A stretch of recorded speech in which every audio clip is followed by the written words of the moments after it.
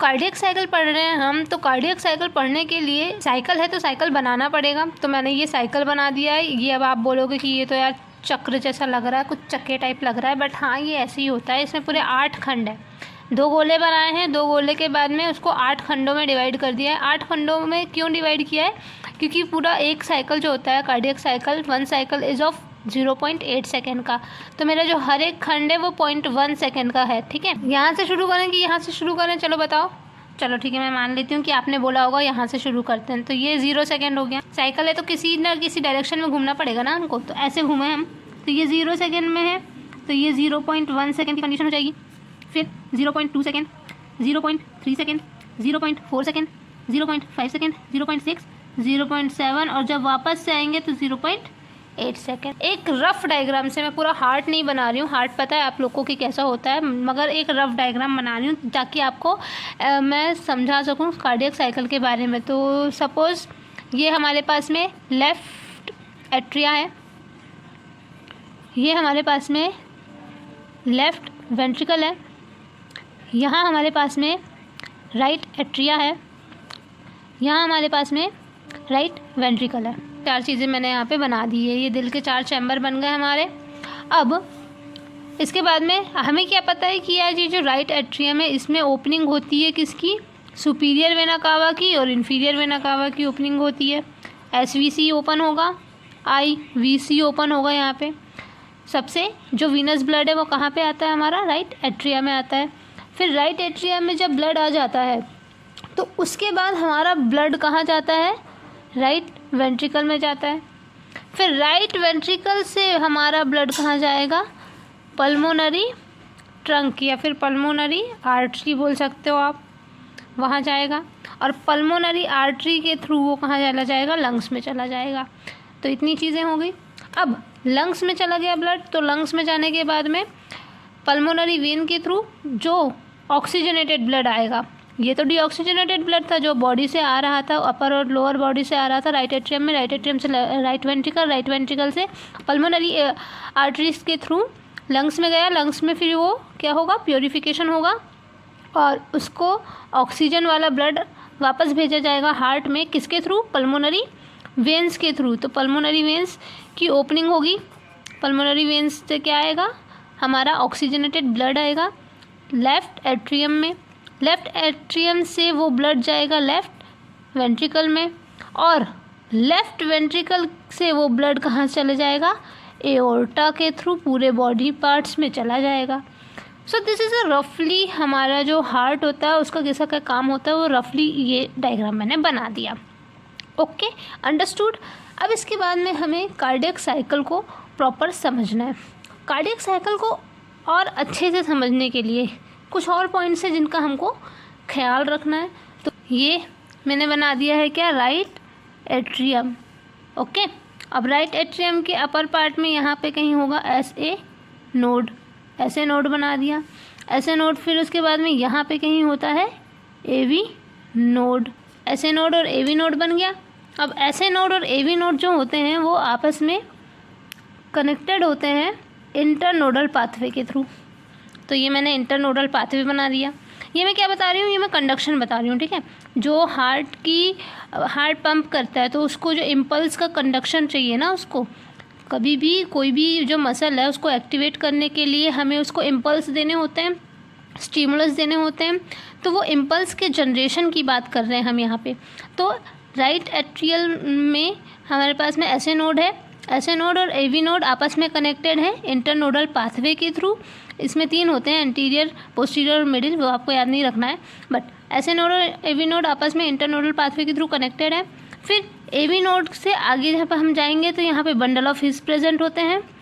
ठीक है, bundle of his. अब नीचे की बात करें तो नीचे क्या है? राइट एट्रियम के नीचे क्या है बताओ? राइट वेंट्रिकल है ना। और राइट वेंट्रिकल के लेफ्ट साइड में क्या है? लेफ्ट वेंट्रिकल है। और लेफ्ट वेंट्रिकल के ऊपर क्या? सॉरी, हाँ, लेफ्ट वेंट्रिकल है। लेफ्ट वेंट्रिकल के ऊपर क्या है? लेफ्ट एट्रियम है, ये है।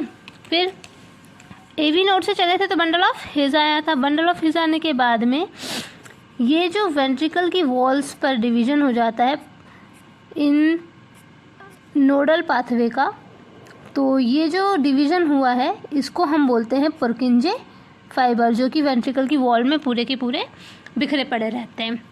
ठीक है, तो ये है हमारा नोडल पाथवे, जहाँ से इम्पल्स का जनरेशन और इम्पल्स का पूरे हार्ट में किस तरीके से कंडक्शन होना है वो चीज़ देखी जाएगी। सबसे पहले तो यार इम्पल्स का जनरेशन कहाँ होता है? ऐसे नोड में होता है। ठीक है, ऐसे नोड में जनरेशन ऑफ इम्पल्स होगा, यहीं से स्टार्ट होता है, ये स्टार्टिंग पॉइंट है। तो हम हार्ट ऑफ द हार्ट भी बोलते हैं। दिल का दिल कौन है? ऐसे नोड है। फिर ऐसे नोड में जब इम्पल्स जनरेट हुई तो फिर कार्डियक साइकिल शुरू हो जाएगा, यानी कि अब कार्डियक मसल सारी की सारी एक्टिव हो गई ना। तो ऐसे नोड से फिर इम्पल्स कहाँ जाएंगी? एवी नोड में जाएंगी। एवी नोड से bundle of his, bundle of his से पुरकिंजे फाइबर। इस तरीके से पूरे हार्ट में इम्पल्स का कंडक्शन होता है। So this is it. अभी हमको पता चल गया कि हार्ट मसल्स किस तरीके से काम करेंगी, कि क्या कॉज होता है उसके कॉन्ट्रैक्ट करने का। कॉज क्या होता है? ये इम्पल्स होते हैं। अब हम पढ़ते हैं कि किस तरीके से साइकिल हमारा हार्ट का चलता है। उसके लिए आपको ये दोनों डायग्राम्स को साथ में देखने होंगे। सबसे पहले तो आज 0 सेकेंड पे हम अपना शुरू करते हैं। 0 सेकेंड में अभी नॉर्मल कुछ नहीं हुआ, मान लो नॉर्मल अभी एट्रियम में ब्लड आ रहा है एसवीसी और आईवीसी से। एसवीसी और आईवीसी से एट्रियम में, राइट एट्रियम में ब्लड आ रहा है, और राइट एट्रियम और राइट वेंट्रिकल के बीच में जो वॉल्व प्रेजेंट है वो कौन सा वॉल्व प्रेजेंट है? ट्राइकस्पिड वॉल्व प्रेजेंट है, और वो खुला हुआ है। मतलब ट्राइकस्पिड और बाइकस्पिड दोनों वॉल्व खुले हुए हैं अभी, और जो सेमिल्यूनर और एओर्टिक वॉल्व है वो बंद है। ठीक है, पल्मोनरी वॉल्व जो है, पल्मोनरी एओर्टा वाला वॉल्व और जो एओर्टा वाला सेमिल्यूनर वॉल्व है, वो दोनों वॉल्व सभी बंद है। सिर्फ कौन से वॉल्व खुले हुए हैं? जो एट्रियोवेंट्रिकुलर वॉल है, दोनों ट्राइकस्पिड और बाइकस्पिड दोनों के दोनों अभी खुले हैं। ठीक है, अच्छा ये याद करने में दिक्कत होती है कि ट्राइकस्पिड राइट साइड आएगा या बाइकस्पिड लेफ्ट साइड आएगा। अगर राइट और लेफ्ट में कौन से साइड में क्या आएगा ये याद करने में तकलीफ चाहती है ना, तो ये याद रखो बी फॉर होता है बायां। बायां मतलब हिंदी में ना, बायां मतलब होता है लेफ़्ट। अगर जो हिंदी मीडियम से उसके लिए तो ये काफ़ी इजी हो जाता है, बाकी ऐसे करके याद रख सकते हो। मैं तो ऐसे ही याद करी हूँ, बी फॉर बायां, तो बाइकस्पिड वॉल्व बाएं साइड होगा, यानी कि लेफ़्ट साइड होगा।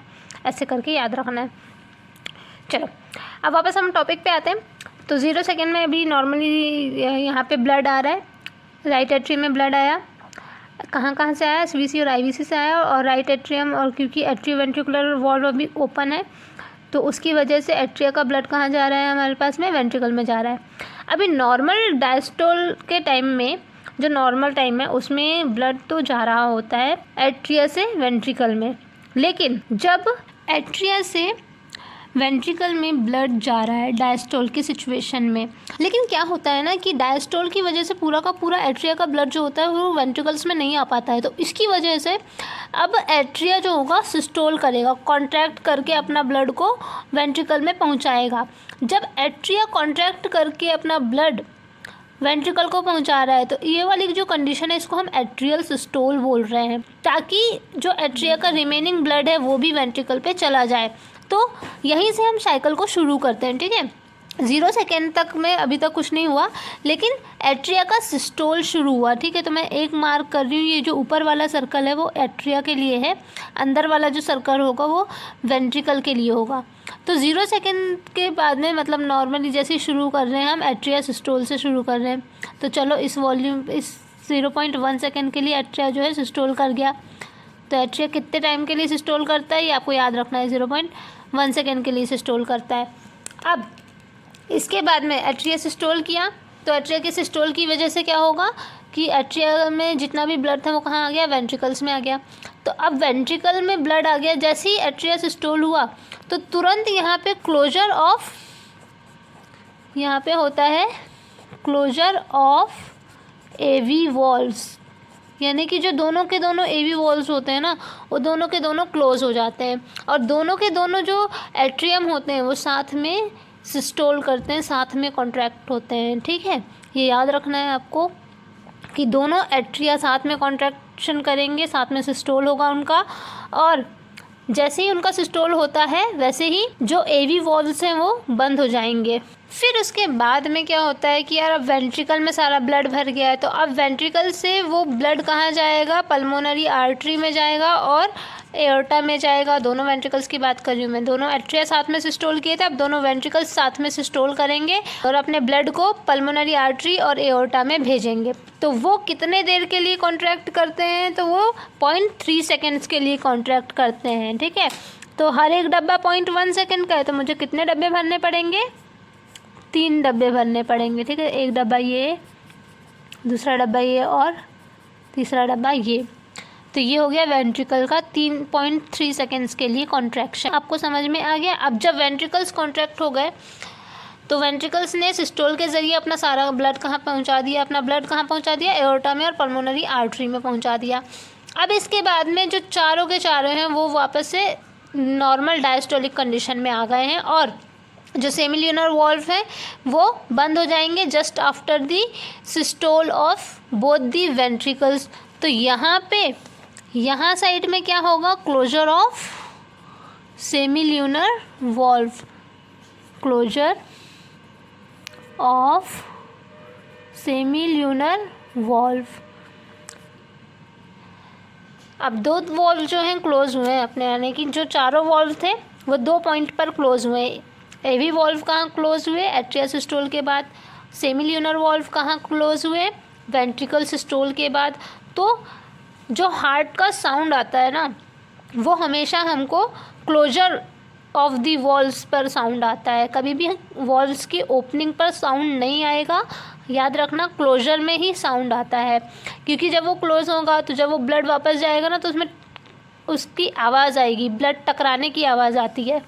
तो closure of the AV valve से जो साउंड आता है वो साउंड का नाम होता है लब, लब करके आवाज़ आती है उसकी। और जो क्लोजर ऑफ सेमिल्यूनर वॉल्व से होती है आवाज़, उसकी आवाज़ आती है डब करके।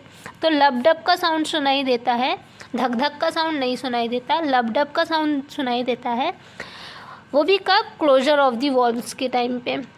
अब ये चीज़ तो हमको समझ में आ गई। अब हमें एक चीज़ और इसमें समझनी है, वो जो वेव्स बनती हैं, हम वेव्स के बारे में देख लेते हैं कि वेव्स कब बन रही होती हैं। और एक चीज़ पहले तो ये जो अब नॉर्मल दोनों जब डायस्टोल में आ गए ना चारों चीज़ें, यानी कि दोनों वेंट्रिकल्स और दोनों एट्रिया, अगले 0.4 सेकेंड्स के लिए जॉइंट डायस्टोल में, यानी कि एक साथ डायस्टोल की सिचुएशन में होते हैं। और लब और डब साउंड की अगर हम बात करें तो उसमें ये याद रखो कि एल से क्या होता है, एल फॉर लॉन्ग होता है और एल फॉर लो होता है ना। तो लॉन्गर ड्यूरेशन के लिए होता है और लो पिच में होता है लब साउंड, और इसका जस्ट उल्टा हो जाएगा डब साउंड। तो ये हो गया हमारे पास में जॉइंट डायस्टोल हमने समझ लिया, एट्रिया सिस्टोल समझ लिया, वेंट्रिकल सिस्टोल समझ लिया। अगर नहीं समझ में आया होगा तो वीडियो को दोबारा से दोहरा लेना। अब हम इसके आगे जो बात करते हैं वो हम बात करने वाले हैं जो ईसीजी में हमें वो पैटर्न दिखाई देता है ना वेव्स का, उसके बारे में कि यार कौन सी सिचुएशन में कौन सी वेव बनती है। तो याद रखोगे कि एट्रिया जब सिस्टोल होगा ना, जो एट्रिया सिस्टोल की वजह से जो वेव का फॉर्मेशन होगा वो होती है हमारे पास में पी वेव, ठीक है। और जो वेंट्रिकुलर सिस्टोल की वजह से जो वेव का फॉर्मेशन होता है वो होती है क्यूआरएस वेव, क्यूआरएस कॉम्प्लेक्स जिसको बोल सकते हो। उसके बाद में अमेजिंग, और उसके बाद में जो टी वेव होती है वो रिप्रेजेंट करती है वेंट्रिकुलर डायस्टोल का, ठीक है। अब इसमें ध्यान देने वाली बात यह है कि जो एट्रियल डायस्टोल है उसके लिए कोई स्पेसिफिक वेव नहीं है। क्यों नहीं है? क्योंकि यहाँ पे देखो यार, यहाँ पे जैसे एट्रिया सिस्टोल किया उसके बाद में एट्रिया डायस्टोल किया मगर वेंट्रिकल सिस्टोल किया, यानी कि जब यहाँ क्यूआरएस कॉम्प्लेक्स बना तो उसके पीछे से एट्रिया डायस्टोल में है, समझ रहे हो ना। फिर उसके बाद में जब वेंट्रिकल का डायस्टोल शुरू हुआ, एट्रिया तब भी डायस्टोल में है, समझ रहे हो ना। जब यहाँ से टी वेव बनी होगी, यहाँ पे वेंट्रिकल डायस्टोल में ना टी वेव बनी होगी, तो ये तभी भी एट्रिया जो है डायस्टोल की सिचुएशन में है। तो आप मोटा मोटा ये कह सकते हो कि क्यूआरएस वेव और टी वेव जब बन रही है उस पूरे ड्यूरेशन में एट्रिया डायस्टोल की कंडीशन में है, लेकिन एट्रिया डायस्टोल के लिए कोई स्पेसिफिक वेव हमें नहीं मिलती है ईसीजी में। एक बार देख लो कि ये सारी वेव्स को किस तरीके से बनाते हैं। सबसे पहले यार पी वेव बनती है एट्रिया सिस्टोल के टाइम पे, तो ये बना दी मैंने पी वेव, ठीक है। पी वेव के बाद में हल्का सा नीचे जाएगा क्यू, और उसके बाद में आर का पीक चढ़ेगा और फिर एस। ठीक है, तो ये जो वेव है ये कौन सी वेव है? पी वेव है, दिस इज़ पी वेव। फिर यहाँ से क्यू आर एस कॉम्प्लेक्स बना, उसके बाद में ये बन गया हमारे पास में टी वेव। सो रफली कुछ ऐसा डायग्राम होता है इसमें। तो हमने क्या क्या देख लिया? कार्डियक साइकिल देख ली, हमने रफली हार्ट की फिजियोलॉजी समझ ली कि कैसा क्या पंपिंग होती है, हमने ये देख लिया कि कंडक्शन कैसे होता है हार्ट में इम्पल्स का, और हमने कुछ चीज़ें याद रखने के लिए देख ली कि लब साउंड को कैसे याद रखेंगे, एल फॉर लो और एल फॉर लॉन्ग ड्यूरेशन के लिए और एल फॉर लो पिच से याद रखेंगे। फिर उसके बाद में हमने वेव्स देख ली, और हमें ये पता है कि एक साइकिल होता है 0.8 सेकेंड का, जिसमें 0.1 सेकेंड के लिए एट्रिया सिस्टोल होगा, 0.3 सेकेंड्स के लिए वेंट्रिकल सिस्टोल होगा, बाकी 0.4 सेकेंड्स के लिए जॉइंट डायस्टोल की सिचुएशन आएगी, जिस कंडीशन में दोनों के दोनों डायस्टोल में प्रेजेंट है। लेकिन अगर मैं आपसे पूछूं कि वेंट्रिकल डायस्टोल कितने देर का, मैं आपसे कुछ क्वेश्चंस पूछ रही हूँ, उन क्वेश्चंस के आपको मेरे साथ में जवाब देने हैं। तो सबसे पहले तो मेरे को ये बताओ कि एट्रिया सिस्टोल कितने देर का हुआ। तो एट्रिया सिस्टोल जैसे कि आप देख पा रहे हैं, ऑरेंज वाला देखो 0.1 सेकेंड के लिए हुआ है। उसके बाद में जब मैं पूछूं कि वेंट्रिकल सिस्टोल कितने देर के लिए हुआ है, तो मुझे क्या जवाब आना चाहिए? 0.3 सेकेंड आना चाहिए। अब मैं पूछती हूँ कि एट्रियल डायस्टोल कितने देर के लिए हुआ है, तो देखो 0.8 सेकेंड का साइकिल है, लेकिन 0.1 सेकेंड के लिए तो सिस्टोल हुआ है, तो बाकी 0.7 सेकेंड के लिए एट्रिया डायस्टोल कंडीशन में है। अब अगर मैं पूछूं कि वेंट्रिकल डायस्टोल कितने देर का हुआ है, तो वेंट्रिकल डायस्टोल देख के बताओ कितने देर का हुआ है। 0.3 सेकेंड का तो वेंट्रिकल सिस्टोल था, तो 1.1, 0.2, 0.3, 0.4, 0.5 यानी कि 0.5 सेकेंड के लिए वेंट्रिकल डायस्टोल की कंडीशन में रहा है। यार मैं ना एक चीज़ यहाँ पे करेक्ट करना चाहूँगी, जब हम कभी सिस्टोल की बात कर रहे हैं ना हार्ट में, तो सिस्टोल से मेरा मतलब है डीपोलराइजेशन, ठीक है, क्योंकि हम इलेक्ट्रिकल एक्टिविटी की बात करें तो सिस्टोल यानी कि डीपोलराइजेशन हो रहा है, और अगर डायस्टोल बोल रहे हो तो डायस्टोल में क्या हो रहा है, वो रीपोलराइज्ड हो रहा है। Sorry for the spelling mistake, repolarisation, ठीक है। तो सिस्टोल यानी कि डीपोलराइजेशन और डायस्टोल यानी कि रीपोलराइजेशन। तो जो मैंने यहाँ पे वेव्स के बारे में बताया ना, तो एट्रियल सिस्टोल, लेकिन हम यहाँ वेव्स के फॉर्म में जब बता रहे हैं ECG में, तो हम इसको एट्रियल सिस्टोल नहीं बोलेंगे, उसको बोलेंगे एट्रियल डीपोलराइजेशन। यहाँ पे मेरे जो डी का मतलब है वो क्या है, डीपोलराइजेशन, और आर से मतलब है रीपोलराइजेशन, ठीक है। सो एट्रियल डीपोलराइजेशन पी वेव से होगा, वेंट्रिकुलर डीपोलराइजेशन QRS कॉम्प्लेक्स से होगा, वेंट्रिकुलर रीपोलराइजेशन टी वेव से प्रेजेंट होगा, ठीक है। तो यार इस चीज़ का ध्यान दे देना, जब भी कभी ECG में इस चीज़ की बात करोगे ना, PQRST की, तो यहाँ पे हम इलेक्ट्रिकल एक्टिविटी को बताते हैं हार्ट की। तो इलेक्ट्रिकल एक्टिविटी बताने के लिए हम डीपोलराइजेशन और रीपोलराइजेशन के जो टर्म्स हैं इनका यूज़ करेंगे, हम यहाँ पे सिस्टोल और डायस्टोल नहीं बोलेंगे, तो इस चीज़ का ध्यान रखना। तो this is it for the video, and ये पूरा का पूरा ये आपको याद हो जाएगा, तो इसको याद कर लो, और अगर नहीं याद हुआ है तो एक बार और देख लेना वीडियो, ठीक है। 2 बार वीडियो देखोगे तो याद तो हो ही जाएगी। फिर मिलते हैं नेक्स्ट वीडियो में, फिर बाय बाय। और लाइक शेयर और सब्सक्राइब कर दिया करो यार, देख के चले जाते हो, सब्सक्राइब नहीं करते हो तो सब्सक्राइब कर दिया करो, ठीक है। बाय।